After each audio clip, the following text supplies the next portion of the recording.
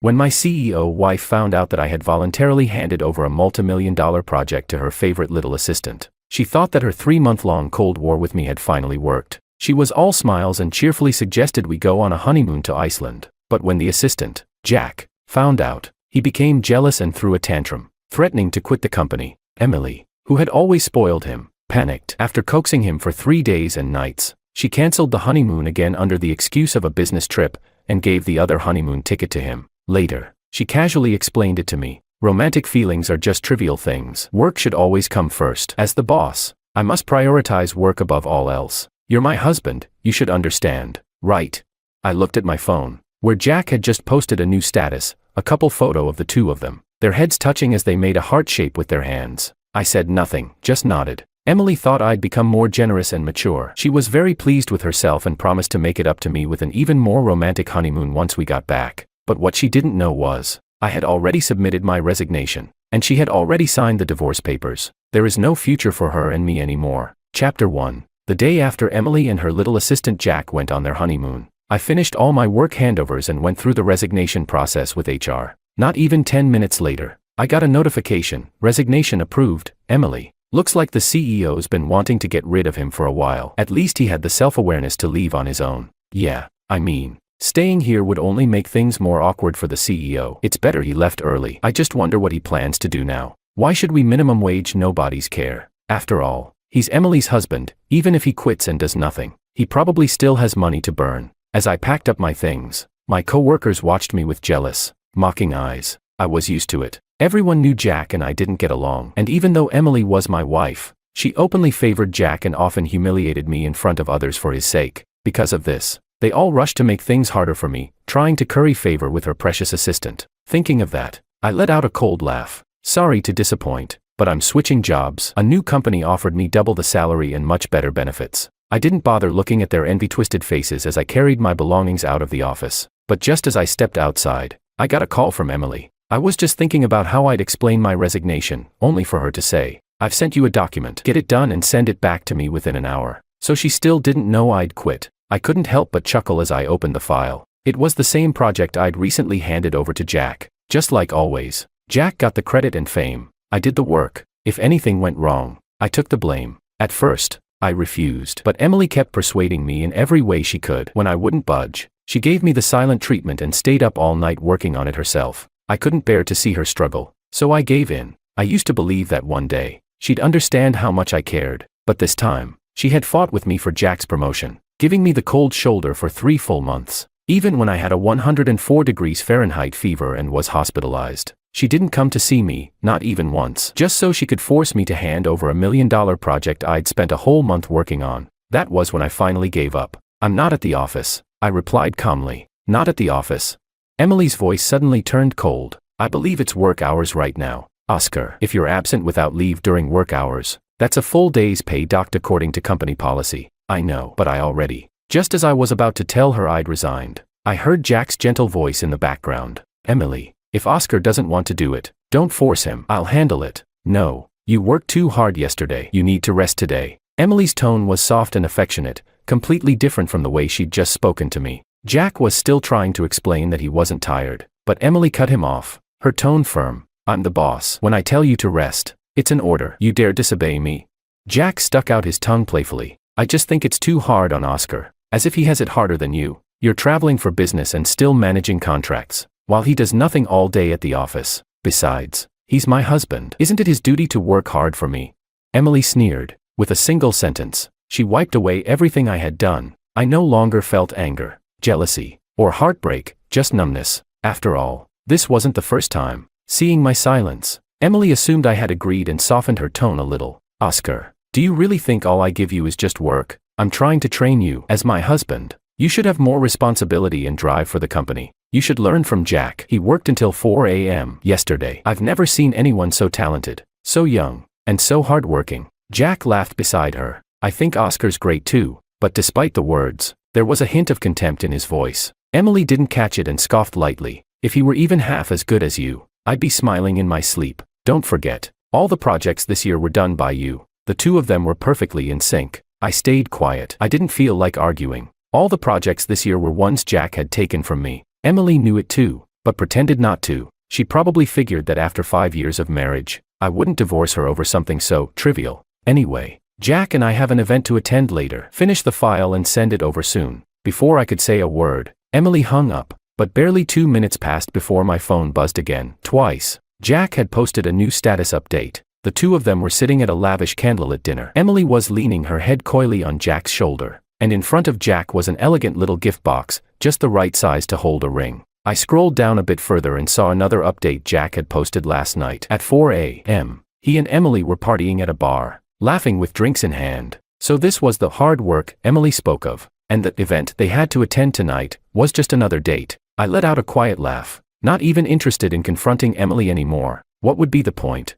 She always had some excuse ready, even when I left her speechless. What followed was never an apology or any real remorse, only another long, punishing silence. And I was always the one who had to make peace in the end. Thinking about it now, all that time I spent trying to fix things, I should have spent it trying to make more money, because love fades, but money never betrays you. With that thought, I walked out of the company for good, already planning my next steps. But just as I pulled out of the parking garage, my phone buzzed twice. It was a payment notification. Emily had just spent another $20,000 using my credit card. Chapter 2. Everyone thought I was with Emily for her money, but in truth, all my bank cards were in her hands. She claimed her own money had to be used for the company. So all these years, our living expenses came out of my salary and the income from my side gigs. I always believed that a man should contribute more to the household, so I never argued with her about it, until recently, when I realized that despite earning a high income, I had no savings. In fact, I was constantly strapped for cash. I couldn't take it anymore and went through my billing statements.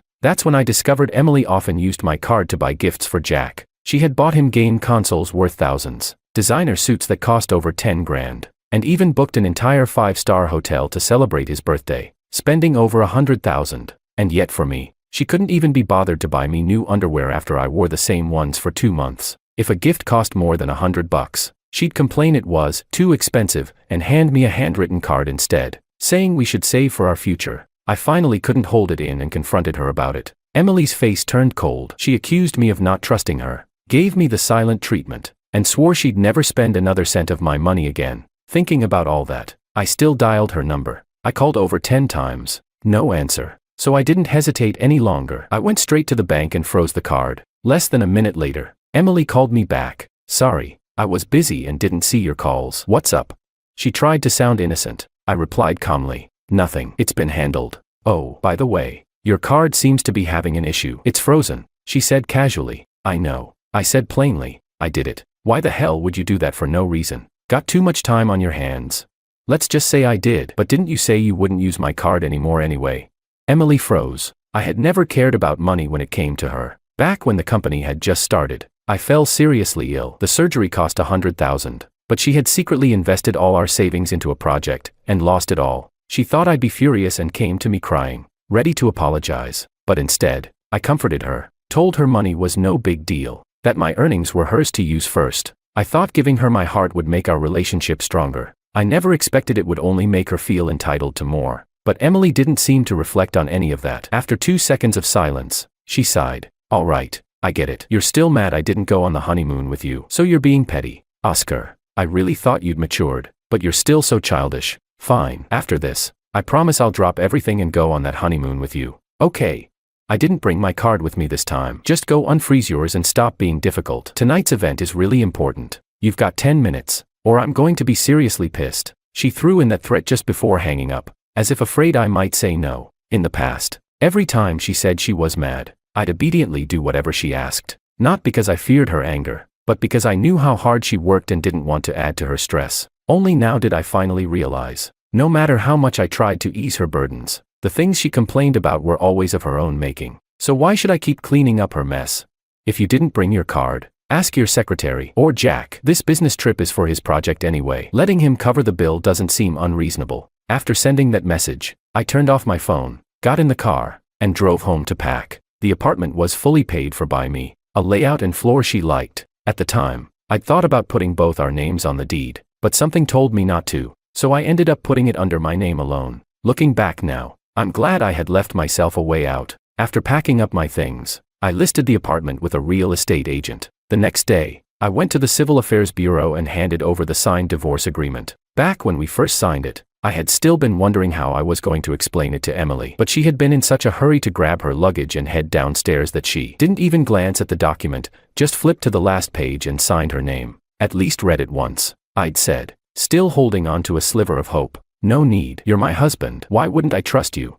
I gave a bitter smile. She had trusted Jack more than she ever trusted me. That so-called trust was just an excuse to brush me off. She was in a rush to catch her flight and eager to spend time with Jack on their honeymoon. In a way, it saved me the trouble of talking her into it. But when I handed in the documents, the clerk told me that they still needed personal confirmation of emotional breakdown from both parties before processing the divorce. I pulled out photos of Emily and Jack being overly affectionate, then showed the ruined wedding photo she had smashed in a fit of rage over Jack. The clerk still shook their head. We need her to say it herself. No exceptions. Frustrated, I turned my phone back on. The moment it powered up, dozens of missed calls and unread messages from Emily popped up. Because I hadn't unfrozen the bank card, she had gone from coaxing to threatening, ending with a furious rant. The last message was her swearing at me and saying she wanted a divorce. I showed the texts to the clerk. Still, they shook their head. I had no choice but to call her. It rang for a long time before she finally picked up. Emily, about our relationship. What relationship? I don't want to hear anything from you. I'm divorcing you. And that's final. She thought I was trying to patch things up again and cut me off coldly before hanging up. The clerk, finally convinced, looked at me with a touch of sympathy and submitted the documents. They told me the divorce certificate would be ready in a month. I knew Emily didn't really mean it when she said she wanted a divorce. It was just a threat. Whenever she was mad at me, she'd pull that line. And every time, I'd cave. I'd apologize, give in to all her demands, and beg her not to leave. She knew I didn't want a divorce, and that became her ultimate weapon. She thought threatening me with it would get her anything she wanted, but she forgot one thing. Love is like a savings account. You can't keep withdrawing without depositing. Eventually, it runs dry. Because I had listed the apartment at a low price, it sold within a week. I went to the real estate office, signed the contract, confirmed the handover date with the buyer, and then returned home. But the moment I opened the door, I was greeted by laughter and cheerful voices from inside. The matching slippers at the entrance were gone. In their place was a pair of men's leather shoes and Emily's favorite high heels, the ones Jack had gifted her on her birthday. That's when it hit me. The people inside were Emily and Jack, but weren't they supposed to be back 2 days later? Just as I was trying to piece it together, Jack walked out. Having heard the door, he was wearing my slippers, wearing my bathrobe, strolling around like he owned the place. Oscar, what are you doing back so early? I thought your company doesn't get off work at this time. As he spoke, he flicked ash into a nearby glass. A glass I recognized. It was one of the matching mugs Emily had gifted me. I used to cherish it, used to hold it gently like it was something precious. Chapter 3. At that moment, Emily walked out from the living room. She saw Jack using my mug as an ashtray, and pretended not to see it. The same woman who used to gag at the smell of smoke, who had strictly ordered me to quit smoking, now showed not even the slightest discomfort. Clearly, she had changed a lot while being with Jack. When she saw me, her expression flickered. For a split second, it was complicated, but it quickly turned cold. Skipping work again. Oscar, just because you're my husband doesn't mean you can do this all the time. The office is a company, not our home. If you don't follow the rules, how can I expect anyone else to? Rules? I nearly laughed out loud. If anyone had a habit of breaking the rules, it was her, Emily. A year ago, when the company had just stabilized, Emily broke all protocol to parachute Jack, who had zero industry experience, straight into a management position. I had my doubts, of course, but when Emily told me Jack had great potential, I decided to give him the benefit of the doubt and mentored him personally. But Jack did nothing but play games and sleep. During work hours, he dragged his feet. Then he'd stay until late at night and post photos in the company group chat to pretend he was working overtime. I reported it to Emily. She shrugged it off and said maybe Jack was just trying to unwind after a tough day. I asked her to keep an eye on him. She said she didn't have time. I suggested installing cameras. She claimed it was illegal. Later, project after project failed under his hand, costing us millions. Jack still did whatever he wanted. When I finally had enough and tried to fire him, Emily fought me on it. And then she asked me, "Are you just jealous? Afraid Jack's too good and might outshine you?" So Jack stayed, and one by one, he poached my clients, hijacked my projects. Emily saw it all, but she turned a blind eye, and even praised him as a top-performing employee, painting me as the jealous, insecure one. Back then, I felt wronged. But now, looking back, if I had that kind of tolerance in any other company, I'd probably be a success story instead of this mess. I said nothing. Jack gently patted Emily's back, coaxing her in a soft voice. Maybe Oscar rushed over because he heard you were back in the country. Emily clearly bought it. Her expression brightened with pride. Fine. Just don't let it happen again. But how did you even know I was back today? Jack smiled. Emily, you forgot. HR booked the return flight. Maybe she told Oscar. Emily snorted. You always have time for office gossip. Huh. Oscar, maybe try focusing on your actual work for once. And don't think I'm going to forgive you just because you came running back like this. You froze the card and made me look like a fool in front of our business partners. In the end, it was Jack who went around begging for money to settle the bill. Seeing I didn't respond, Emily assumed I was reflecting like I always did. Her tone softened slightly. It's not that I can't forgive you, but first, we need to properly compensate Jack. The place he's staying is under renovation. It's unlivable for now. Just clear out the bedroom here and let him stay for a while. If you do that, I won't hold anything else against you. I shook my head. This apartment's already sold. Sold. Emily's eyes widened. Before she could ask, Jack jumped in. Oscar probably sold it to buy a bigger place to make it up to you. Right. Emily found that explanation quite convincing, and instantly beamed. That actually makes sense. We have lived here long enough. It's time to upgrade. I'll pitch in for the new place, too. So don't sell this one just yet. Jack can use it in the meantime. Oh no. That's too much. I'll pay rent. Market price. What rent? Emily's face darkened. I'm your boss. I won't let you pay rent. Still. It just doesn't feel right. No way, I insist. Fine. Then just a few $100 or something. The two of them went back and forth like a comedy skit. Emily put on an air of generosity, pretending like rent was no big deal. This apartment was in the city center. Renting it out at market rate would go for nearly $10,000 a month. Of course Emily acted like it was nothing, but back when we were dating, she used to split the bill with me down to the last cent, for dinner, for movie tickets, everything. The difference between love and indifference is truly worlds apart. So, if you agree, I might reconsider the divorce. No need to reconsider. What? You think I'd just forgive you that easily? She cut me off, thinking I was trying to win her back. If I don't teach you a lesson, how do I know you won't mess up again? Jack chuckled beside her. Emily's got a point, but come on. For my sake, maybe let Oscar off the hook this time.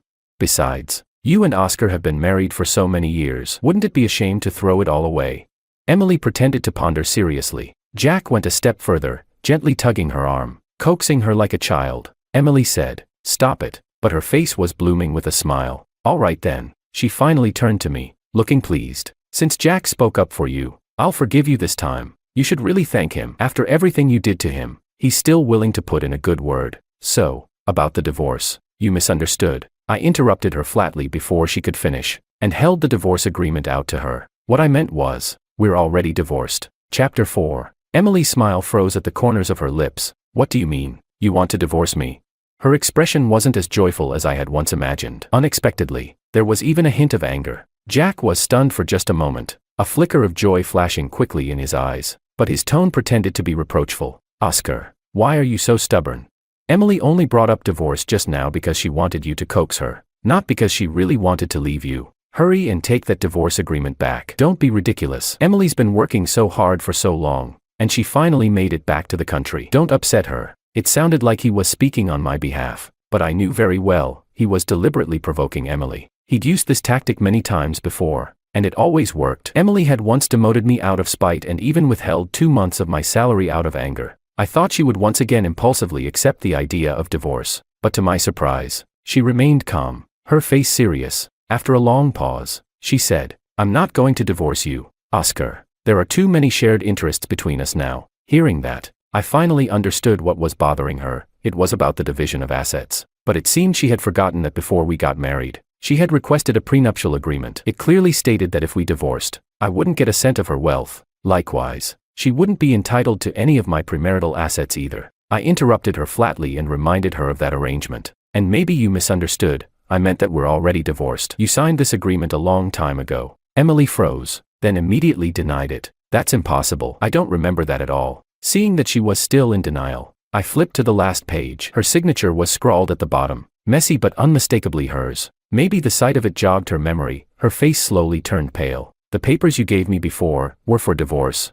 She stared at me in shock, her eyes wide. I nodded, and watched as her expression darkened further. But wasn't she the one who'd been so fixated on divorce? Why was she acting like this now? I couldn't believe she had never thought seriously about ending our marriage. Time ticked by slowly. I thought she might seize this chance to go along with it, but just a few minutes later, she suddenly snatched the papers and violently tore them to pieces. I'm not divorcing you. Her tone was firm. Her reaction confused me, but I also found it a little funny. Tearing it up won't change anything. The paperwork's already been processed at the Civil Affairs Bureau. The divorce certificate will be issued soon. Hearing that the divorce was almost finalized, Jack's smile grew even brighter, but he feigned regret and said, Oscar, why are you being so impulsive with what you're doing? I really feel bad for Emily. If I had a girlfriend as great as her, I'd never want a divorce. Shut up. Before Jack could finish, Emily did something unprecedented. She cut him off harshly and furiously. Chapter 5. Jack stood frozen on the spot. His face was filled with shock, as if he simply couldn't believe what had just happened. Understandable. Emily had always spoken to Jack in soft tones, never a harsh word, always afraid of upsetting him. Her sudden hostility even took me by surprise. Realizing perhaps that she'd gone too far, Emily composed herself and addressed Jack with a cooler, more even tone. This is between the two of us. It's not your place to interfere. If you're fine, you should leave now. But Jack refused. Emily, have you forgotten? The apartment I rented isn't livable right now. If it's not livable, go to a hotel. You're a grown man. Don't tell me you can't solve your own problems. Or are you expecting me to conjure up an apartment out of thin air for you? Her tone was ice cold, but I noticed she shot Jack a quick, subtle glance. She probably thought she was being discreet, but what she didn't know was that I had already found out. She had secretly bought a small house in the suburbs, hiding it from me. Clearly, Jack understood her signal. With a pouty, falsely aggrieved look, he quietly fished a key out of the coat pocket hanging on the rack, Emily's coat, and slipped out the door. I didn't expose their little secret. After all, I no longer cared about them. Besides, exposing them would change nothing. On paper, that property was Emily's. Who she gave it to was entirely her choice. After he left, Emily let out a sigh. When she looked back at me, her voice had softened significantly. Now are you finally satisfied? I know you didn't really want a divorce. You were just angry that I was too close to Jack. But there's nothing between me and him. I just felt bad that he was all alone in this city. As his boss, I thought I should help him out. I admit that being close to him might have provoked you a little. But no matter what, we're the married couple. I did it because I wanted you to become better. She smiled as she walked over and stretched out her arms, trying to hug me. I didn't hesitate. I pushed her away. The handover for the apartment is in a month. I want to use this time to clean it up properly. Since you're back now, figure out how to move your things yourself. Her arms froze midair. The smile on her lips stiffened. Oscar, what do you mean? I've already told Jack to leave. I've said everything I could, and you still want to sell the house, still want a divorce. She looked as if she had suffered a huge injustice, but when we were in the middle of our Cold War, in order to keep her from leaving, I had even been forced to kneel before her in public. I said nothing. Emily seemed to take my silence as hesitation. She sighed, then continued, even if you divorce me now, have you thought about what comes next? I admit I'm not perfect, but have you considered the possibility that your next partner might not even be as good as me? What will you do then? I nearly laughed. In her eyes, was love and marriage a matter of profit and loss? I could understand that mindset from her as a businesswoman, but if that was how she thought, I just couldn't figure out, in her calculations, what exactly made Jack the better choice over me. Still, I didn't say it aloud. There was no point in discussing it anymore. Just as I was about to speak, her phone rang. It was a call from the company. President, our partner just called. They said there's a major issue with the project Jack's assistant handled. They're furious and demanding we fix it immediately, or they'll take us to court. Chapter 6. How is that possible? Jack's proposals have always been solid. How could this one? She trailed off mid-sentence, falling abruptly silent. After vaguely instructing the person on the other end to stabilize the situation, she hung up and looked up at me. Oscar, didn't you check that proposal? Looks like it was coming back to her. Previously, after Emily snatched the project from me and tossed it to Jack, I'd always felt uneasy. Every time, I would quietly fix Jack's error-ridden drafts until the final version was barely presentable. But every time, Emily would laugh and chide me for meddling, insisting that Jack could handle things on his own. And whenever something went wrong, she'd turn around and blame me for not reviewing things carefully enough, scolding me for missing such obvious mistakes. So this time, I didn't even look at it. She said Jack could handle it himself, so I gave him the chance to prove it. No, I didn't, I replied, shaking my head. Emily's brow furrowed deeply. Just as she looked like she was about to erupt, I said calmly, this was Jack's assignment, not mine. I had neither the authority nor the obligation to interfere. But you're my husband, so what? I let out a cold laugh. Because I'm your husband, I'm supposed to clean up every mess for you, take your scolding, endure your silent treatment, let everyone mock and belittle me while you stand by and do nothing. I've tolerated you all this time, done everything a husband should. But you, have you done anything that makes you worthy of being called a wife?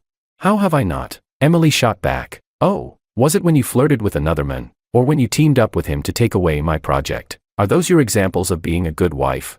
My tone was sharp. I didn't hold back. It was a side of me Emily had never seen before. She seemed stunned, frozen for a moment, unable to come up with a retort. She bit her lip, as if something were on the tip of her tongue, but she held back. Several minutes passed before she straightened her posture and put back on the authoritative demeanor she wore at the office. I don't want to argue about these pointless things. Whether or not I'm a qualified wife is irrelevant. I'm still your boss. This project is a company issue, and as my employee, it's your responsibility. You'll handle the situation within 3 days. Otherwise, she pulled out her phone, opening the company's management system. She started searching for my name to forward the project file, but after 2 minutes of searching, she still couldn't find me. Her face darkened. Finally, she looked up at me, wide-eyed. Where are you? Why can't I find you in the company database?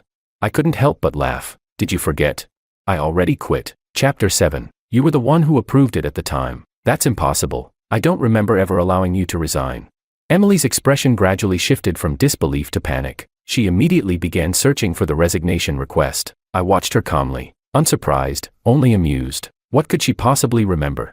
Aside from worrying about whether Jack had a place to stay, whether he was eating well, whether he was getting enough rest, she remembered nothing about anyone else. She didn't remember my resignation, didn't remember the pain of being discarded by her, certainly didn't remember how hard I'd fought for a single project. She wasn't panicking because I left, she was panicking because now no one was left to clean up the mess. Once this crisis passed, she'd go back to her old self, flirting with Jack, helping him steal my projects, letting everyone continue mocking and isolating me. Finally, she found the record. When she saw my name listed as the applicant, her eyes went wide. She stumbled back 2 steps, and cursed under her breath. Who the hell approved this? Don't they know you're my husband?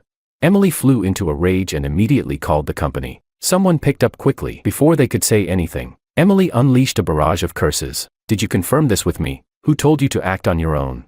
But Emily, didn't you say? Say what? Did I say to fire him? He's my husband. Don't you know that? What kind of idiot are you? Can't even tell who your real boss is. Get the hell out of the company. I better never see your face again. After she'd finished chewing the person out, Emily turned back to me with a suddenly sweet and apologetic look. Oscar, I had no idea she would treat you like that. Come back, please? She looked like she was standing up for me, but if it weren't for her and Jack's behind-the-scenes encouragement, would anyone have dared treat me that way in the first place? Sure, those co-workers had bullied me, but the people whispering behind their backs, giving them permission, giving them cover, weren't they Emily and Jack? Seeing I didn't respond, Emily pulled out her phone again and started offering me a high salary, trying to rehire me on the spot. I brushed her hand away. You'd better focus on dealing with your current crisis. I'm leaving. And don't forget to move your stuff out before the apartment handover. If there's a penalty fee, I will take you to court. And once legal trouble hits, there's bound to be turbulence in your company. Things will only get messier. So for your own sake, I suggest we end this civilly. After all, we were married for 5 years. I don't want this to get uglier than it already is. With that, I walked off without looking back, heading into the bedroom to pack my things. Maybe my words had finally hit her, because Emily didn't chase after me this time. After a few minutes, I heard her footsteps fading down the hallway. I didn't think too much about it. I finished packing and moved everything into the new place I had just rented. After resting for a couple of days, I started job hunting. I had quit without another offer lined up. My talk of jumping ship before resigning had been a bluff. But to my surprise, within 2 days of uploading my resume, a company offered me a position with double my previous salary and benefits far beyond anything I'd expected. I didn't hesitate. I aced the interview, signed the contract, and started the job immediately. In the meantime, the apartment handover went smoothly, and a large sum of money landed in my bank account. Life became peaceful. No more internal conflict, no more stress. I no longer had to get angry watching my wife chat with other men. No longer had to worry whether she'd give away my hard-earned projects to someone else again. After just a few days, I could even see the weight lifting off my face. I was looking healthier. But Emily clearly wasn't doing as well as I was. Chapter 8. After Jack revised the proposal 7 or 8 times, the client hadn't even exploded yet. Jack broke down first. The moment his final draft was rejected again, he snapped and smashed his computer in front of everyone at the office. By then, many employees had already started handing in their resignations. Emily was overwhelmed, trying to keep things together. Seeing Jack's outburst while in the middle of a crisis, she lost it, slapped him across the face on the spot. Infuriated, Jack stormed out of the company. No matter how many times Emily tried calling him afterward, he never picked up again. Emily then attempted to outsource the project, but the client found out. In the end, Emily violated the terms of the contract and was taken to court. The day she received the summons, she showed up at my place again. Thunder rumbled in the sky as rain poured down. She stood outside in the storm, screaming and sobbing, apologizing over and over, begging me for another chance. She swore she'd never make the same mistakes again. I pulled the curtains closed, slipped in earplugs, and laid down on my soft, warm bed. Not even a flicker of sympathy stirred in me. It was just a rainstorm for her, but for me, our 5-year marriage had been one long, unending downpour. I thought she would eventually give up and leave on her own if I didn't show up. But to my surprise, even by the time the sun came up the next morning, Emily was still standing outside the courtyard. The rain had soaked her hair, plastering it to her pale, colorless face. I had never seen her so pitiful. I hadn't planned to see her, but I had work to get to. Just as I expected, the moment I stepped out the door, Emily rushed over, eyes wide with pleading sorrow. "You don't need to look at me like that. I'm not going to help you." My tone was cold and final. "I know you're angry at me," she said. "I've thought things through over the past night. I won't ask you to help me anymore, but could you at least give me one last chance? Do you remember this?"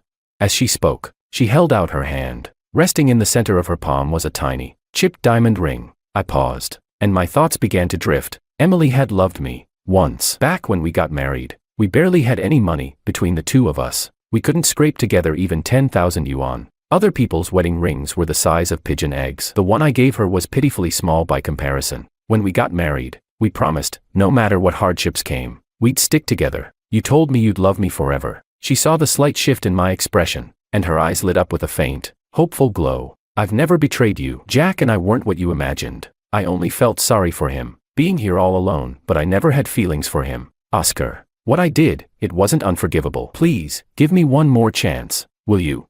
She kept going. I reached out and picked up the ring, but before that glimmer of hope could fully light her face, her expression turned ghostly pale. Chapter 9. I held the ring out in front of her, showing her the inscription on the inside. What was once a smooth, blank inner band now had words engraved into it. 2 names, carefully etched. Emily Jack. Exactly as I expected. I let out a soft laugh. Emily opened her mouth, trying to explain, but I cut her off. "Maybe you didn't do anything unforgivable, but your heart has already turned away. His name is now woven into every moment of our lives. Maybe it's you subconsciously ordering the dishes he likes when you're with me. Or maybe it's you murmuring his name in your sleep. If I were to forgive you, I'd have to forgive every single memory of betrayal. I'd have to forgive the version of myself who broke down over and over because of the two of you. And you'd have to endure my suspicion, my doubt, again and again. Ask yourself honestly, Emily, can you really live with that?"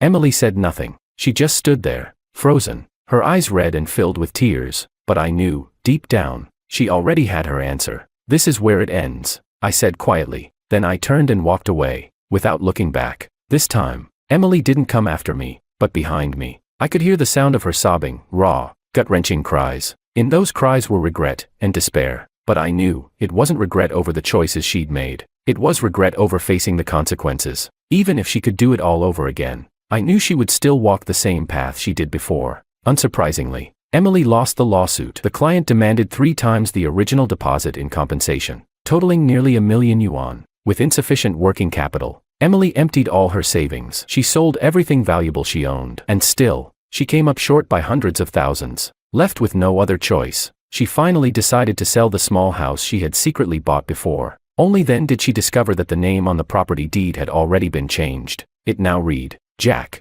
When the news got out, no one was surprised. Emily had trusted him completely. Transferring ownership of a house, that was nothing. "Emily, you said yourself that you were giving me this house, so I had the deed transferred. What's the problem?"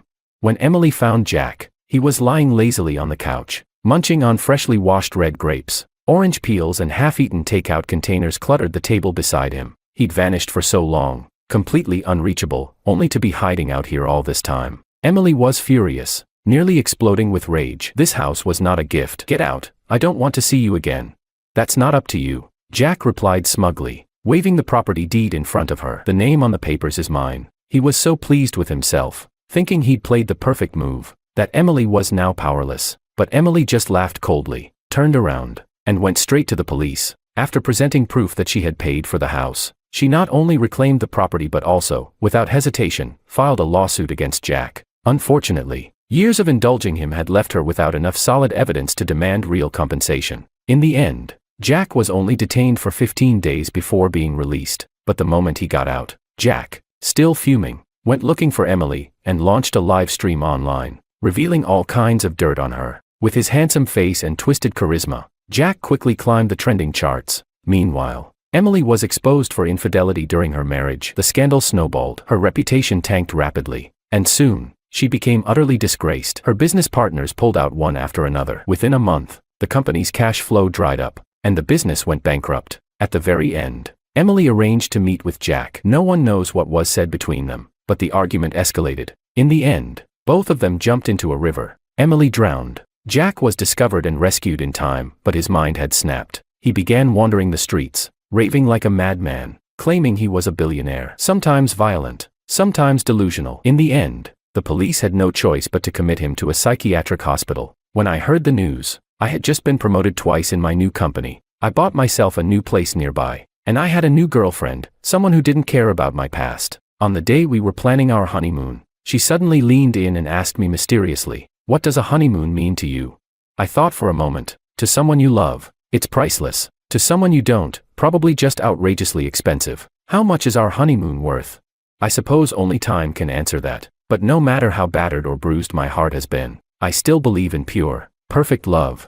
It wasn't until I was picked up and brought home that I realized. The brother and sister who adopted me were actually cannon fodder side characters in a novel. The sister, melancholic and aloof, fell for the warm and sunny male lead. The brother, insecure and starved for affection, willingly became a simp for the female lead. They thought they'd found salvation. Little did they know, the male and female leads were only using them as stepping stones. So, in order to keep enjoying my life as a rich heiress, 1-year-old me decided to save the crumbling situation and hold up the collapsing household. I would carry this family on my own. Chapter 1. The moment I lost consciousness after trying to save a drowning child, I made a wish that in my next life, I'd be born into wealth, that I'd smell my mother's luxurious skincare products from the moment I opened my eyes, that I'd hear the hearty laughter of a rich dad, and feel the warm hands of a chairman grandfather stroking my tiny head. But when I woke up, I was lying peacefully in a trash can. TCH. Wasn't good karma supposed to bring good rewards? Why the hell did I get this hellish start? The trash can lid was closed. I was nearly suffocated by the choking stench of all kinds of garbage mixing together. I looked at my little chubby hands, soft like lotus roots, and was silent for a long time. No choice. If I wanted to survive, I had to cry. I didn't know how long I screamed for, but finally, someone seemed to notice something strange in this rundown alley. I heard the sound of leather shoes scraping against the ground, gradually getting closer. Who could understand the overwhelming sense of salvation I felt at that moment? As the lid opened and light flooded in, I locked eyes with a middle-aged man in a crisp suit and white gloves. A butler. It must be the family butler who came to get me. I knew it. I must have been kidnapped from a wealthy family. I reached out to him desperately. "Please, take me back to that 1,000-square-meter villa with a swimming pool. Don't let my dear parents worry themselves sick."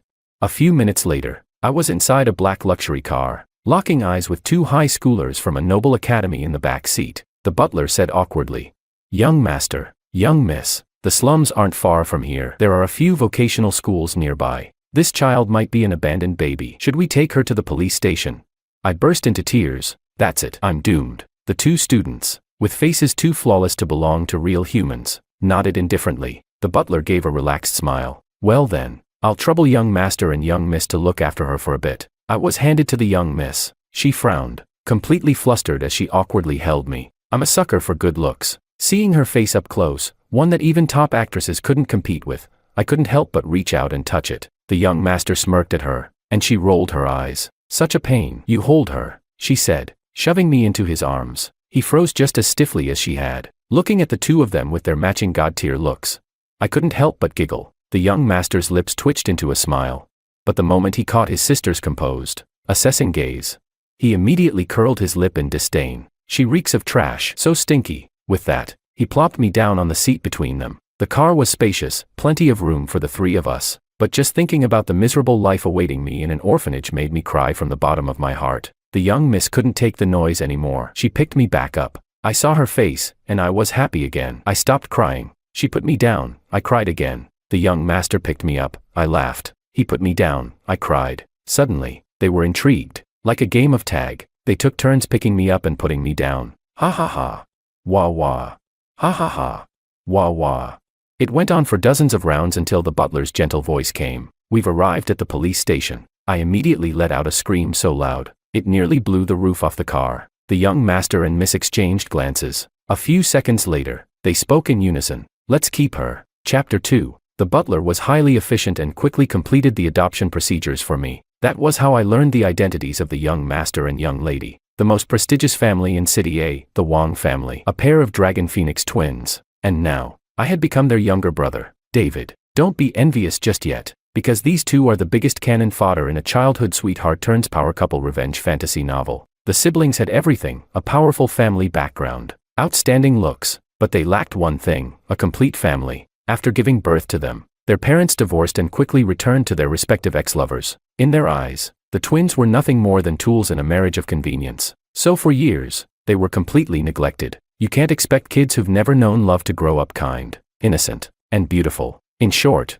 Alicia and George both ended up with twisted, eccentric personalities. Even though they were siblings by blood, they couldn't stand each other. And to make things worse, they crossed paths with the male and female leads, a pair of childhood sweethearts straight out of Villain Valley. The leads deliberately created chances to get close to the twins, scheming together to drive a wedge between them. The sister, melancholic and aloof, was drawn to the male lead's sunny warmth. The brother, insecure and love-starved, willingly became a simp for the female lead. Little did they know, there was no redemption. They were nothing more than stepping stones for the leads on their road to success. After squeezing every last bit of value out of them, they were cruelly discarded. The unconventional morality of the main characters and the messy mix of genuine emotion and selfish gain made readers scream, "Masterpiece," and shout, "So satisfying." Satisfying? Well, I'm not feeling very satisfied right now. Even the carefully prepared imported formula from my nanny no longer tastes good. That's the thing with babies, just a little discomfort, and the crying is unstoppable. Soon enough, Alicia and George came rushing over. The nanny held me, flustered. Young master is upset for some reason, nothing seems to calm him down. But the moment Alicia took me in her arms, I stopped crying. Everyone stared in disbelief. The nanny chuckled. "Miss, it seems young master is really attached to you." Her lips curled up for a second before she pressed them together again. With a cold snort, she said, "What a pain. If you keep fussing, I'll toss you back in the trash can." Speechless, I immediately reached out toward George. He looked a bit surprised, frowned, but still held out his hands. But Alicia, still holding me, turned and started walking away. She said, "He's sleepy. You can hold him next time." George gritted his teeth. He clearly wanted me. "Give him to me." Alicia replied, "You're clumsy. What if you drop him and kill him?" George was speechless. Listening to their bickering, I slowly closed my eyes and curled my little fists as drowsiness set in. My brother and sister are both kind and good. I absolutely won't allow the male and female leads to mess with them. Chapter 3. The only perk of being a baby is that I can be as willful as I want. If I don't see Alicia and George for a few hours, I cry. The nanny skillfully glanced at the clock and, only after confirming it was noon, the time school ends, did she make the call. The line connected quickly. "How's David today?" Hearing George's voice, I babbled and reached for the phone, saying, "Little brother." George replied, "Call me big brother." I answered, "Little brother." There was silence from his end, and then Alicia took the phone. She instructed the nanny and the butler to take me for my second polio shot and first DTaP vaccine. She also asked how many milliliters of milk I drank each time, whether my bowel movements were normal, and reminded the nanny to keep doing baby massages for me. These days, she was like a mother, feeding me formula and reading me stories as soon as she got home. And George, in order to train my speaking ability, sat beside me every day to teach me how to talk. He would say, "Big brother." I'd reply, "Little brother." They had a clear division of labor. Even though they often argued over who got to hold me, the once empty villa was slowly starting to feel like a real home. Today, however, they didn't come home on time after school. The butler tried to coax me in a soft voice. "Your brother and sister went back to the old house for their birthday. They'll be back a bit later." Okay. In the original plot, the Wong parents were supposed to break tradition and actually come back to celebrate their children's birthday once. Though the twins claimed to be annoyed by it, deep down they were secretly looking forward to it. They waited a long time. When they finally called, they found their parents had already completely forgotten about it. No apology, no guilt, just casually transferred some money over. Were they short on money?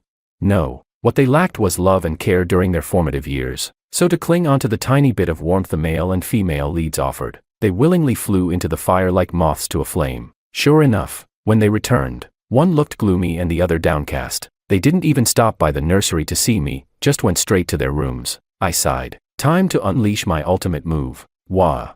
Soon, I heard a door slam. Alicia, eyes red, walked over to my crib to check on me. She frowned. You didn't even poop. What are you crying for? I didn't answer, just kept crying. Even when she picked me up, she couldn't calm me down. Left with no choice, Alicia went to call George out. He came out sulking, clearly already in a bad mood. Seeing me like this only made him more irritated. He tossed me into the cradle with a heavy hand. Roughly, he snapped. Stupid little brother, go to sleep. I reached out and started batting at the wind chime above my head. And while doing that, I tried my best to make sounds. Hap-poo, hap-poo, hap-poo. The mix of baby babble and the clear chime of the bells. It actually sounded like a birthday song. They both froze. After a moment, Alicia raised her hand to cover her face and let out a laugh. George, infected by the mood, turned his head and scoffed.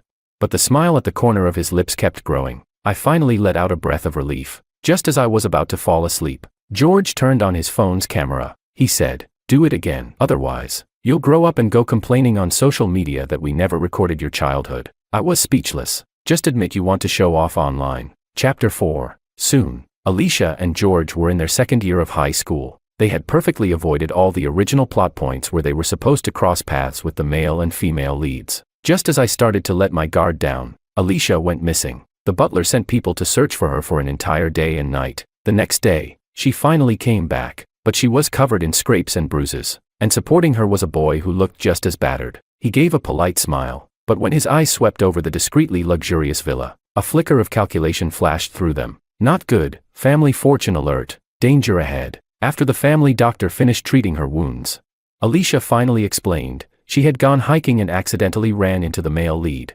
Makoto. The two of them fell down a steep slope, and their phones were broken in the process. Fortunately, neither of them was seriously injured. I was speechless. Like hell, I believe this had nothing to do with Makoto. After the incident, when Makoto came out and saw Alicia playing with me, he walked up, crouched down, and when he saw me glaring at him, he smiled and patted my head. "So this is your little brother. Even at such a young age, he's got presence." Alicia was always in a great mood when someone praised me. Her cheeks flushed a light pink and she pressed her lips together shyly. She said, "Do you want to hold him?" "Sure. Don't you dare come closer." The moment he reached his hands out, I burst into loud wails and bared my baby teeth at him. Alicia's movements paused. She glanced at the now awkward Makoto. She said, "Sorry, my little brother is probably a bit shy around strangers." Makoto quickly adjusted his expression, putting on a gentle and proper smile. He even praised me for being alert and said I'd surely be able to protect my sister in the future. Upon hearing that, Alicia's expression softened even more. The way she looked at Makoto now held a tenderness she couldn't quite hide. And when Makoto got up to leave, she even looked a little reluctant to see him go. Of course he's the male lead, just a few words, and he had Alicia falling for him. I closed my eyes, emotionally exhausted. George didn't come back until the evening. He kept glancing expectantly at his phone. The corners of his mouth curved up in a way he couldn't even suppress. Seeing his love-struck face set off all my internal alarms. Alicia noticed something was off too. She asked, "Where were you today?" George shot her a glare and said, "None of your business." Alicia narrowed her eyes. "Are you in a puppy love phase?" George snapped impatiently. "And you think you're in any position to question me? We searched for you for a whole day and night.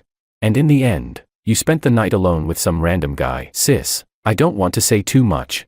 But could you be a little more careful? It's fine since nothing happened, but what if something had? You'd regret it forever." Alicia had no comeback. George shook his head and went back to his room. I babbled and waved my arms. It's over. The moment the male and female leads show up, the sibling bond starts to fall apart. Chapter 5. At night, just as I was about to drift off, I heard someone quietly walking up to my bedside. A familiar soft fragrance tickled my nose. It was Alicia. She gently lifted my head and slipped something under my pillow. She said, "Be good, David. I didn't mean to make you all worry. Yesterday I ran into a street fortune teller. He said someone in our family had a fate destined for an early death. Of course, I don't believe in that kind of stuff, but since it had to do with you, I couldn't ignore it. So I followed his advice and went up the mountain to get a safety charm from a temple. If nothing else, it gives me some peace of mind." Alicia stared at me for a long while, as if even she found it funny. She said, "Sis probably got scammed. Huh?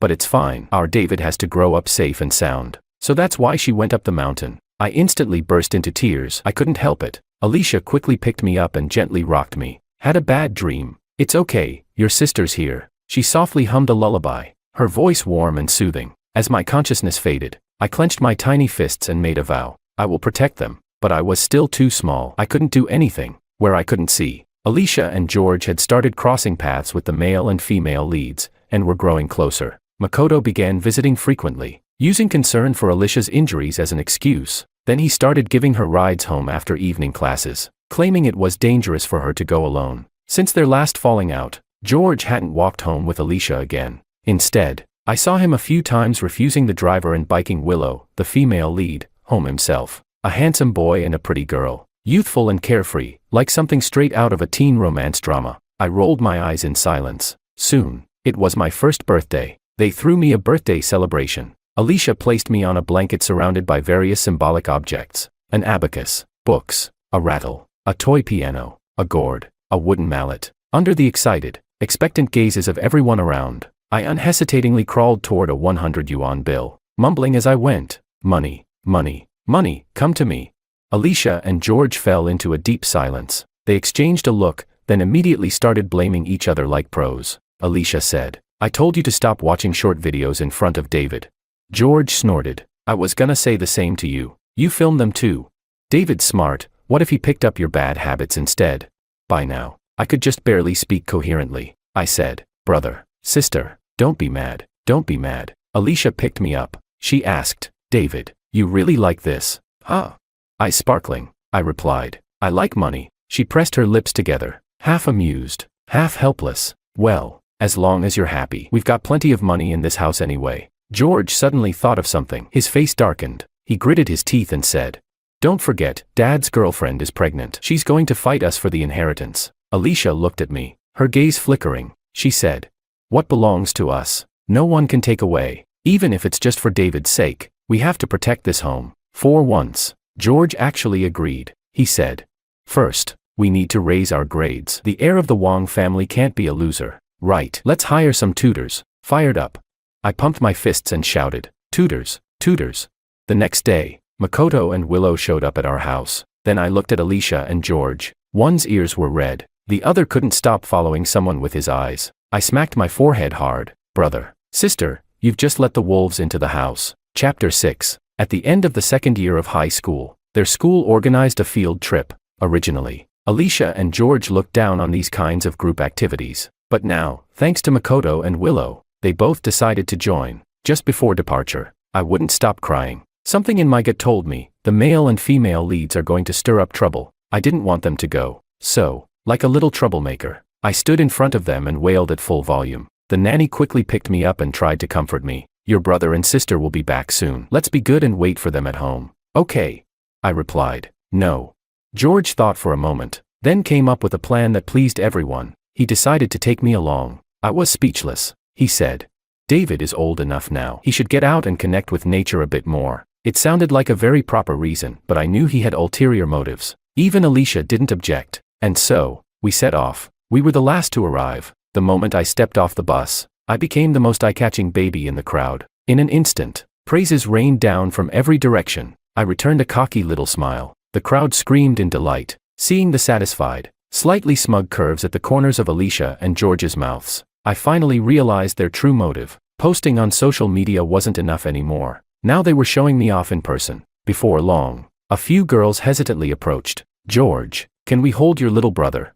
Their expressions were sincere, but with a hint of cautiousness and unease. After all, Alicia and George came from an elite family and had aloof personalities, which made it hard for others to approach them. As a result, they had no close friends and had never experienced real friendship, making them especially vulnerable to the male and female leads' manipulations. I decided I needed to help them make some new friends, so I took the initiative to reach out to the pretty sister and said, "Sister, hug." Her eyes widened, her heart practically melting. George hesitated, but eventually nodded. He said, "Then I'll trouble you to take care of him for a bit." The girls were shocked, in a good way. They probably never imagined George could be so easygoing. Soon, I blended right in with their class. They squealed, "Ah, he's so cute." A beautiful girl with bright, stunning features came over and said, "Move aside, I want to play too." She patted my head and asked, "Hey little guy, tell me, am I pretty?" I looked at her sincerely and said, "Sister is very pretty." She smiled faintly, and even when she saw Alicia radiating displeasure, she didn't mind. In fact, She deliberately teased me. Then who's prettier, me or your sister? I answered without hesitation. My sister is prettier. The whole class burst into laughter. She pouted and said, well, I guess you're not wrong. Hearing my answer, Alicia's usually cold, icy face finally began to thaw. The mood became warm and lively, until Willow walked toward me. She bent down and said, little brother, I haven't held you yet. In that instant, it felt like a venomous snake had locked onto me. I instinctively took 2 steps back and almost fell. Alicia quickly picked me up, patted my back, and gave Willow a sharp look. You scared him. Willow awkwardly licked her lips and turned to leave. George, looking anxious, quickly followed after her. Makoto let out a sigh, gave Alicia a disappointed look, and walked away. He thought Alicia was jealous, deliberately making Willow look bad because she couldn't accept how close Makoto and Willow had gotten. Now he had the perfect excuse to use this incident to get even closer to Alicia. Alicia furrowed her brows, looking a little wronged. After handing me off to one of the girls for a moment, she chased after him too. The girl holding me watched them disappear, then clicked her tongue and said, little guy, looks like your sister and Makoto have a thing going on. I groaned and rubbed my forehead in frustration. Ugh, this is all my fault. I ruined everything. Chapter 7. To my surprise, the moment we got home, Alicia and George started fighting. Alicia, visibly upset, questioned angrily, why are you always picking fights with Makoto? What did he ever do to you? George snapped back. That jerk provoked me first. He knows I like Willow, but he still flirts with her right in front of me. Alicia frowned. Makoto isn't like that. He and Willow grew up together. They're just friends. George let out a laugh, sharp and mocking. And what about you? Weren't you jealous of Willow too? Always targeting her. The two of them hit a deadlock and walked away on bad terms. Unfortunately, I got caught in the crossfire. Alicia, face cold, fed me formula without a word. She said, David, you're so rude. You smile at everyone, but you treat Makoto differently. He didn't even do anything to you. Who do you think I'm doing this for? A toddler can't regulate emotions. I was so angry I turned around and showed her my butt. I said, jerk, thug, don't like. That's it. I'm not smiling at either of them anymore. From that day on, the three of us entered a cold war. Alicia and George came home later and later, and I gradually stopped depending on them. They found me annoying from the start. Now they could finally have peace. At 14 months, I started walking on my own. At 16 months, I learned to eat by myself with a spoon. At 20 months, I could speak in full sentences and was getting fluent, even though the nanny recorded videos and sent them to Alicia and George. Some nights, I could still feel them watching me and quietly sighing. Sometimes it was Alicia. She said, David, you grew up so fast. I should be happy, but why does it feel so empty inside? Sometimes it was George. He said, you change every day. We can barely keep up with you. We missed so many of your firsts. What a shame, he said. Big bro, no. Little bro, growing up isn't so fun. Could you maybe slow down a little? 3 stubborn people, but deep down, all craving the same thing, to hold each other close. Chapter 8. In the blink of an eye, Alicia and George were now in their final year of high school. On my 2nd birthday, both of them had to go out. It turned out Makoto's birthday was also today, and Alicia had left early to go see him. As for George, whatever excuse Willow used, she managed to call him out too. The two of them crouched guiltily in front of me and said, David, the butler and nanny will stay with you. Okay, we'll be back really soon. I smiled and said, it's okay, go ahead. I'll wait for you to come back. I didn't want to mess things up again and make them argue. I didn't want to be scolded for being rude anymore. It's just a birthday. But once they really left, I couldn't help feeling disappointed. Seeing how understanding David was, Alicia didn't feel as relieved as she had imagined. Instead, it felt like her heart was being squeezed, tight and breathless. All she could think about was, what's David doing now? Is he missing us? Is he crying in secret? Makoto had to call her several times before she finally snapped out of it. He looked at her, confused. What's wrong? You seem distracted. Alicia smiled faintly. Sorry, I was thinking about things at home. Makoto immediately thought he understood. He smiled and said, Alicia, you don't need to bottle everything up. I've been through similar things. I understand you better than anyone. Alicia was puzzled. She thought, you've taken care of a child before. You understand what it's like to miss a baby. She looked at him in confusion, but Makoto mistook it as her beginning to open up. The flash of amusement in his eyes quickly faded, replaced by a sympathetic expression. He said, our parents gave us life, but didn't raise us. They never cared about our growth, only their own pleasure. And they always dumped their emotions onto us. People like that don't deserve to be parents. It's okay to resent them. You don't have to feel conflicted about it. Alicia was stunned. For a moment, her lashes quivered, then suddenly, a realization hit her. You're right. I can't become that kind of parent. Makoto was completely confused. After explaining the real reason and apologizing, Alicia turned and ran off. She burst through the front door, panting, only to see the house already decorated with colorful streamers and birthday banners. George and David were inflating balloons together. Seeing this scene, the empty ache in her chest from the entire morning was instantly replaced by joy. She slowly walked over, covered David's eyes, and asked, "Guess who I am?" David turned his head, eyes shining. "Sis." She picked him up and looked at George. "How come you came back?" George smiled back. "There's nothing more important than family, right?" "Yes, nothing matters more than family." Chapter 9. Because of this, Makoto and Willow probably started to feel a sense of crisis. Their prey was slipping out of their control, so they began to panic a little. One day, when Makoto came over to tutor Alicia, I overheard them arguing. Makoto said, "Alicia, you're an independent woman, you're meant to be a strong, leading heroine. You have your own life. You can't pour all your energy into your little brother, right?" Alicia took a deep breath and replied quietly, "David is still very young. He needs someone around. You said it yourself, we can't be irresponsible guardians." A flicker of impatience crossed Makoto's face. He said, "You have a nanny. Besides, he's not even your real brother. You just picked him up." Alicia stared at him in disbelief. She never thought those words would come from Makoto. She asked, "Makoto, what are you saying?" Makoto realized he had messed up. His face went a little pale. He said, "Alicia, that's not what I meant." Alicia bit her lip and said, "That's enough for today. You should go." Seeing that she clearly didn't want to continue the conversation, Makoto had no choice but to leave. As he stepped out, he saw me. His guilty expression instantly turned cold. He mouthed the word, "Bastard." I instinctively took a step back and stared blankly at his retreating figure. A long while later, I knocked on my sister's door. Her voice was choked. "Come in." I looked up at the doorknob and sighed. I said, "Sis, it's me. I can't come in. I can't reach the handle." She quickly opened the door and scooped me up. She said, "Weren't you tidying up your toys? What are you doing here with me?"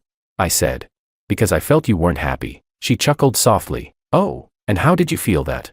I seriously placed a hand over my chest. I said, "It told me, because you're sad. I feel sad too." Alicia paused, then turned her head away, pretending to be exasperated. She said, "You're way too young to be spouting such sweet talk." I took the opportunity to kiss her on the cheek. I said, "Soft and sweet, sis, you're just like a little cake. A little cake can't be unhappy, or it won't taste sweet anymore." Even the coldest woman can't help smiling when she hears praise like that. She said, "Sis is happy now." "Thank you, David." I grinned and said, "You're welcome." Chapter 10. Alicia had just gotten back to normal when George started acting off. He didn't come home until nearly midnight, dazed and disconnected, unwilling to talk to anyone. Late that night, I heard the low sound of someone crying. I tiptoed out and saw George sitting alone on the balcony, silently shedding tears. I walked over and lightly patted his back. He jumped, startled, and turned to look at me. I asked, "Little brother, did you have a nightmare?"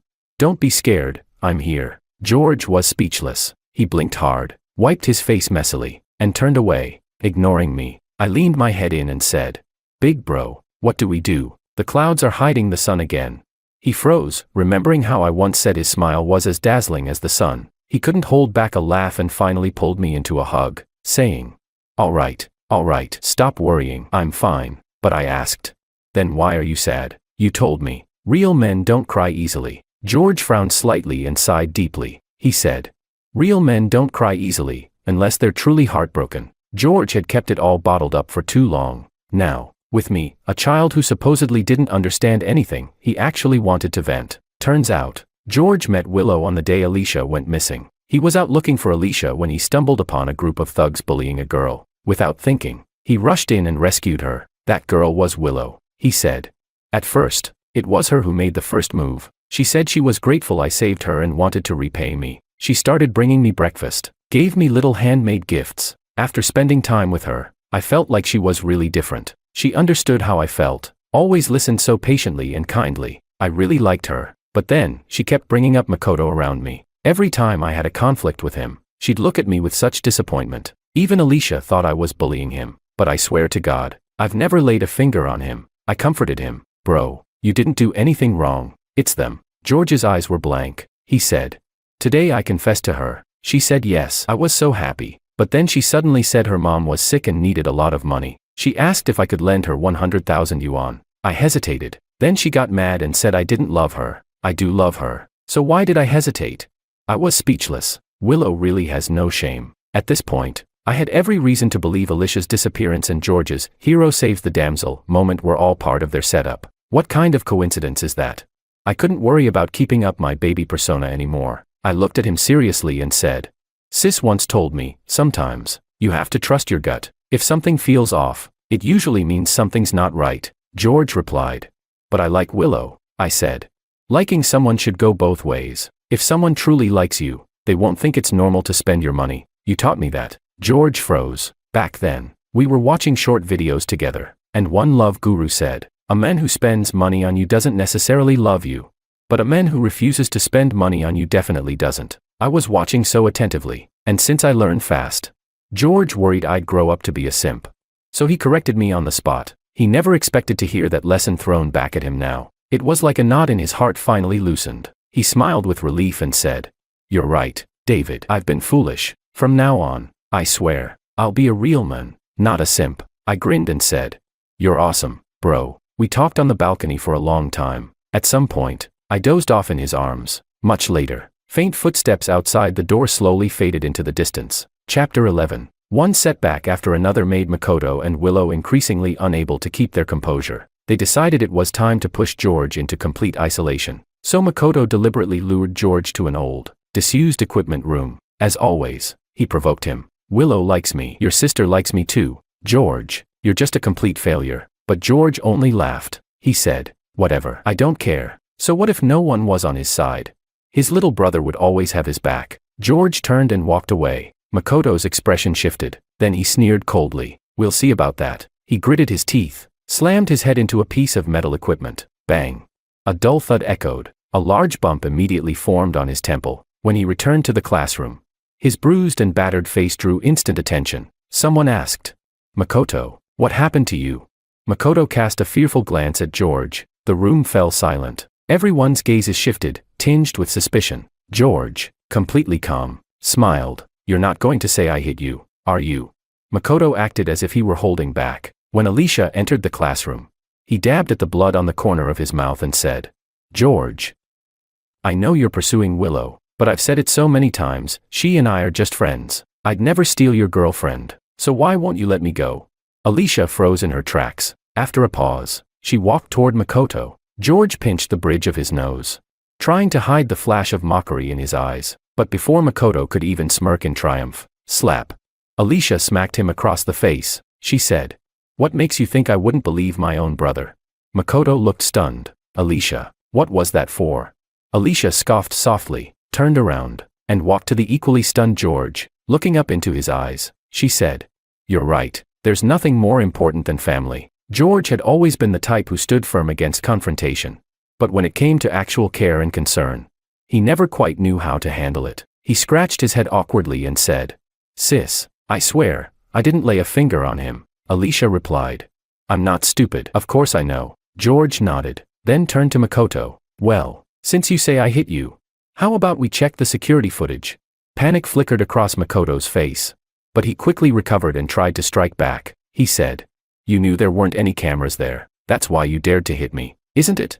But George calmly replied, Sorry to disappoint. The Wang family happens to be a shareholder of this school. As such, we have a responsibility to improve the campus facilities. I had surveillance installed and tested in that area just a few days ago. Makoto's face turned ghostly pale. He opened his mouth, about to argue, when a cheerful girl interrupted with a grin. Oh, no need for all that trouble. I was there at the time, taking a break, got a front row seat to the drama, and I recorded the whole thing. George turned toward her and realized it was the same girl who had held David during the field trip. She smiled and added, Your little brother said I was pretty and kind.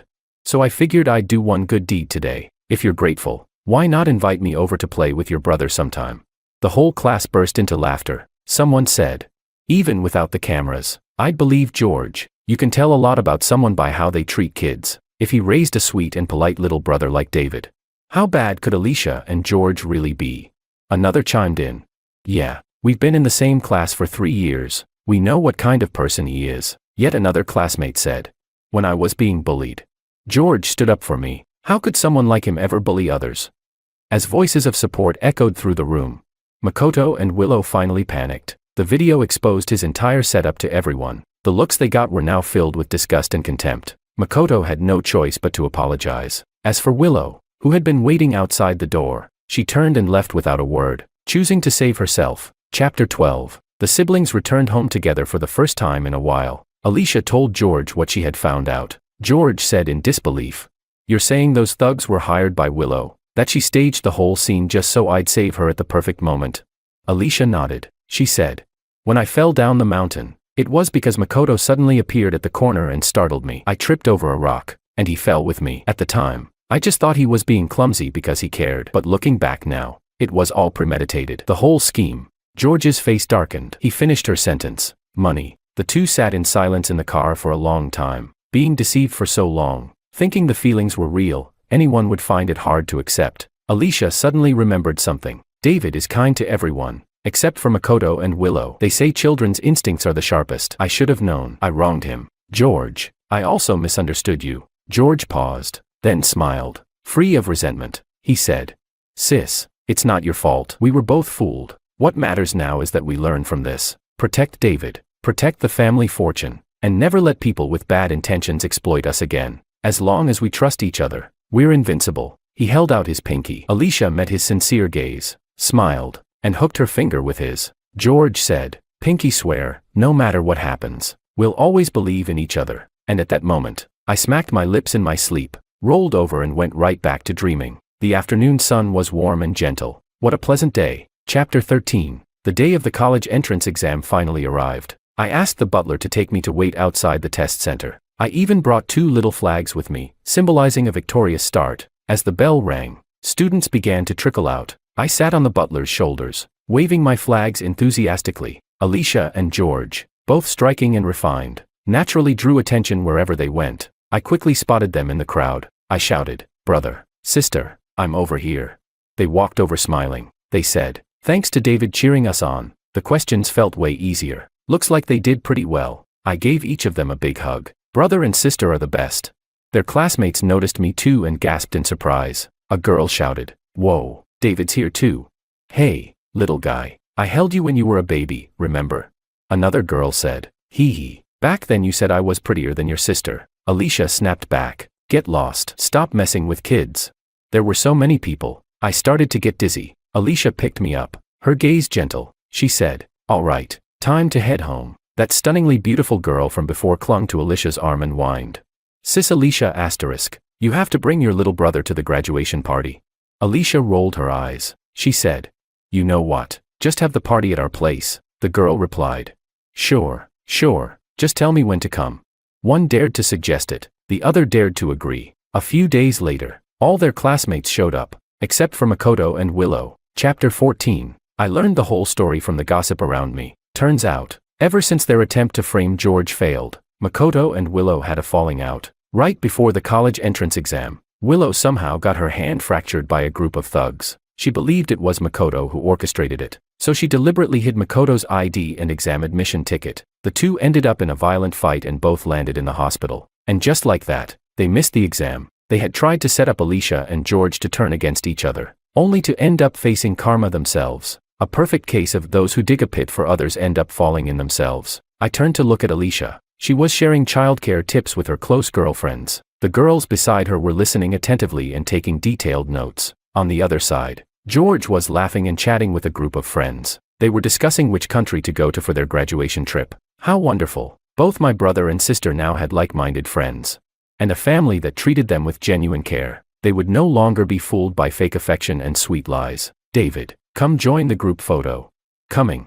Everyone gathered on the lawn outside. Alicia and George stood on either side of me, holding my hands. The butler helped us take a group photo. In the picture, the three of us were smiling, warm and radiant. Bonus scene. Makoto and Willow tried to get in touch with Alicia and George, only to discover they'd been blocked. Frustrated, they came in person, but this time, they couldn't even get past the villa's iron gates. The entire summer went by without them seeing either of them once, because I was about to start kindergarten. On the first day of school, everyone was required to bring a handmade craft and introduce themselves. Alicia and George were determined to make me the coolest kid in class. They worked around the clock gathering materials, sketching designs, And scrapping plan after plan, the two nearly got into another argument over it, to which I could only say, competing for show-off points is a bad habit.